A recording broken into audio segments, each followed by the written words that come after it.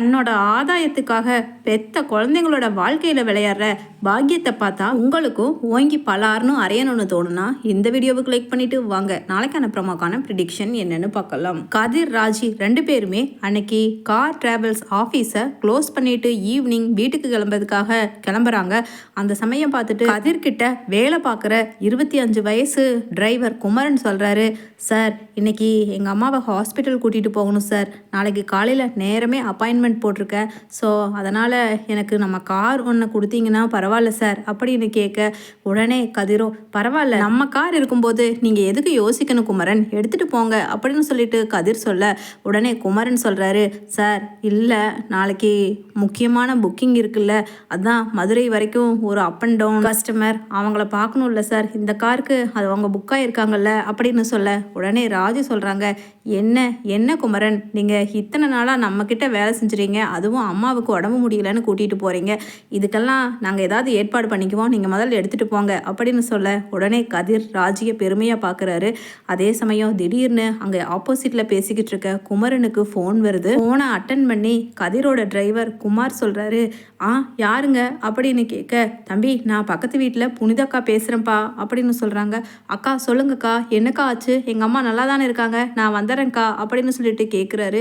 உடனே தம்பி திடீர்னு அவங்களுக்கு என்னமோ மாதிரி கை காலெல்லாம் இழுத்துக்குது தம்பி, கொஞ்சம் சீக்கிரமாக வந்தேன்னா பரவாயில்ல, நான் வழக்கம் போல் இந்த நேரத்துக்கு சுடுதண்ணி வச்சு கொடுக்கறதுக்காக வந்தேன் அப்படின்னு சொல்லிட்டு புனிதாவும் சொல்ல, அப்படியாக்கா இதோ நான் வந்துடுறேக்கா அப்படின்னு ஃபோனை கட் பண்ணிவிட்டு ரொம்பவுமே ஒரு பதட்டத்தோட அங்கே நிற்கிறாரு.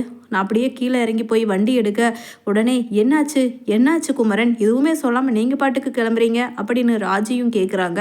இல்லை எங்கள் அம்மாவுக்கு ரொம்ப முடியலன்னு சொல்லி பக்கத்து வீட்டுக்காரங்க ஃபோன் பண்ணாங்க, அதான் சிஸ்டர் அப்படின்னு சொல்லிட்டு ராஜி கிட்ட சொல்ல உடனே கதிர் கீழே இறங்கு அப்படின்னு சொல்ல, சார் இந்த கார் தானே சார் நீங்கள் கொடுக்குறேன்னு சொன்னீங்க, ரொம்ப எமர்ஜென்சி சார் அப்படின்னு சொல்ல, நீ முதல்ல பின்னாடி சீட்டில் போய் உட்கார், நான் ஓட்டிக்கிறேன், இந்த மாதிரி சூழ்நிலையில் உன்னால் டிரைவ் பண்ண முடியுமா, நானும் வந்து அம்மாவுக்கு என்ன ஏதுங்கிறத பார்த்துட்டு அதுக்கப்புறம் ஹாஸ்பிட்டல் போகிற வரைக்கும் நானும் வரேன் அப்படின்னு சொல்லிட்டு கதிர் சொல்ல, அதை பார்த்துட்டு ராஜியும், கதிர் நானும் வர்ற கதிர், பாவம் இப்படி ஒரு சூழ்நிலையில் இவர் எப்படி தனியாக விட முடியும் அப்படின்னு சொல்கிறாங்க.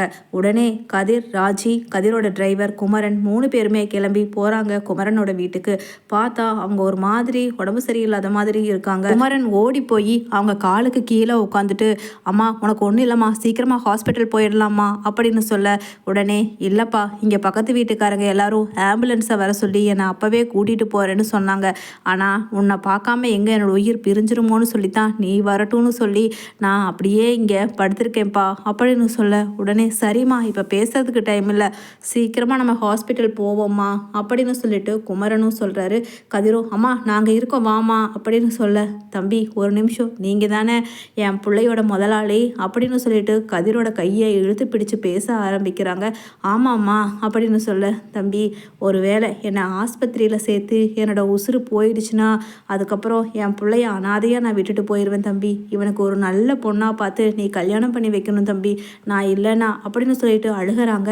உடனே ராஜியும், அம்மா உங்கள் பிள்ளை தனி ஆளெல்லாம் கிடையாதுமா, நாங்கள் எல்லாரும் இருக்கோம், நீங்கள் அதை பற்றி ஒரி பண்ணிக்காதீங்க, இப்போ முதல்ல ஹாஸ்பிட்டல் போகலாம் கிளம்புங்க அப்படின்னு சொல்ல உடனே, இல்லைப்பா என் மனசில் இருக்கிற பாரத்தை நான் இப்போ யாராவது கிட்ட சொல்லியே ஆகணும் அப்படின்னு சொல்லிட்டு இத்தனை நாளாக 2-3-4 வருஷமாக ஒரு கை கால் வராமல் என்னை எல்லாத்தையுமே ஒரு பொட்டை பிள்ளை இருந்தால் கூட என்னை அப்படி கவனிச்சிருக்க மாட்டா, எனக்கு பணிவிட செஞ்சு அதையும் பார்த்து வெளியில் சம்பாதிச்சு இப்படி ஒரு பிள்ளைய நான் எந்த ஜென்மத்தில் என்ன புண்ணியம் பண்ணணும் பெற்றிருக்கேன், அதனால் அவனை இப்படி அனாதையாக விட்டுட்டு போகிறதுக்கு எனக்கு மனசு இல்லை அப்படின்னு அழுகிறாங்க.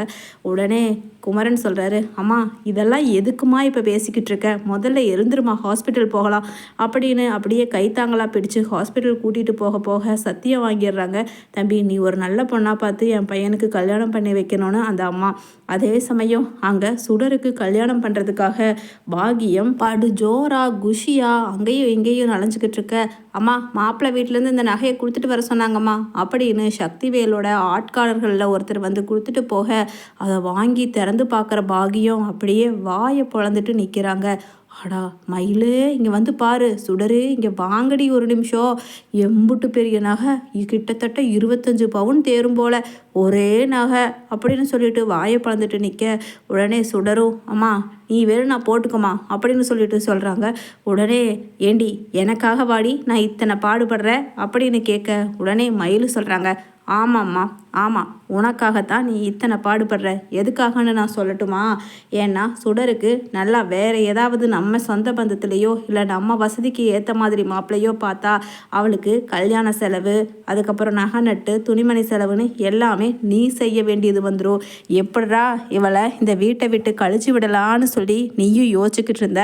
அதுக்கு தகுந்த மாதிரி எல்லா செலவும் நாங்கள் பார்த்துக்கிறோன்னு சொல்லிட்டு அந்த பணங்கிற ஒன்றை வச்சு மயக்கி வச்சிருக்கான் அந்த சக்திவேல். அவன் புள்ள குமரவேல் சுத்தமாக கெட்டவன்னு சொல்லியும் கேட்காம தங்கச்சி வாழ்க்கையை பற்றியும் கவலைப்படாமல் அவளுக்கு கொடுத்தே தீரணும்னு சொல்கிறியே, அப்போ உன்னோட சுயநலத்துக்காக இல்லாமல் வேற எதுக்காக இது அப்படின்னு மயிலு பேச, உடனே உங்ககிட்ட நான் பேசலை, முடிஞ்சா நீ உன் பிள்ளையோட உன் வீட்டில் போய் வாழ்கிறதுக்கு வழியை பாரு, என் பிள்ளைக்கு எனக்கு தெரியும் யார் மாப்பிள்ளையா பிடிக்கணும்னு அப்படின்னு திமிரா பேசுகிறாங்க பாகியம். மயிலும் சுடர மடமடனை கையை பிடிச்சு ரூம்குள்ளே இழுத்துட்டு போக, இது கூட என்ன நாயை வேண்டி கிடக்குது சுடரு, எப்படியாவது நம்ம போட்ட பிளான் படி இன்றைக்கி நைட்டு 9 மணிக்கு இங்கேருந்து கிளம்பி எங்கேயாவது ஹாஸ்டலில் போயினாலும் தங்கிக்கலாம் அப்படின்னு சொல்லிட்டு அங்கே மயிலும் சொல்ல, அக்கா அதுக்கெல்லாம் செலவாகும்க்கா, பணம், அதுக்கப்புறம் நிரந்தரமான வேலைன்னு நிறையா வேணும்க்கா, சும்மா நம்ம போய் இருக்க முடியாதுக்கா, என்னோட தலையெழுத்து எப்படியோ ஆயிட்டு போகுதுக்கா அப்படின்னு சொல்ல, அதுக்கு விடமாட்டான் இந்த மயில்.